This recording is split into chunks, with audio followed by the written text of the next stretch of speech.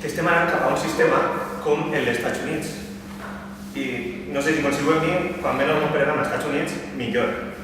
Ja que aquest és un sistema que afavoreix els bancs, un sistema de préstecs on els estudiants van a tenir que demanar préstecs per a seguir i així ja comença la separació de classes.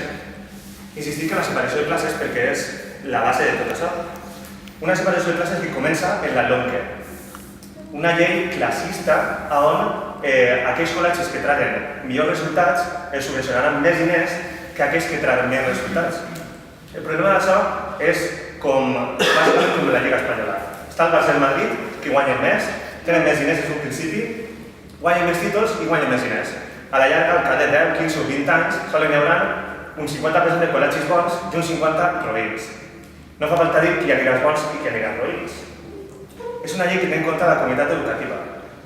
Si tu tens en compte a professionals d'on creen les lleis, és que estàs fent alguna cosa. Podem posar l'exemple de la Marea Verde, que s'ha ajuntat per primera volta en la història per anar en contra d'una llei com aquesta. És una llei partidista, ja que per a variar el Partit Popular no compta amb els altres partits, simplement se dedica a legislar el que vol o el que li diuen. El que li diuen me refereix a la Iglesia Catòlica, ja que aquesta llei subvenciona als col·legis que separen per sexes. És així on jo crec que se nota aquesta mà externa, ja no sols d'Europa, sinó també de l'Iglesia Catòlica, que, en la meva opinió, no crec que s'hauria de clavar en l'educació. Una cosa és la religió, que és important entendre-la i estudiar-la per a saber la nostra història, però altra cosa és l'Iglesia Catòlica.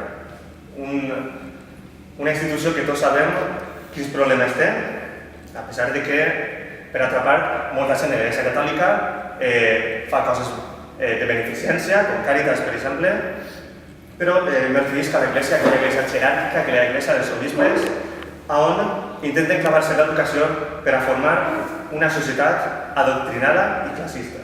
Entonces, el problema d'ací el tenim en que ningú govern està fent el que toca, que és arribar, com ha dit els meus companys, a un consens en la comunitat educativa i sí per a fer política en l'educació.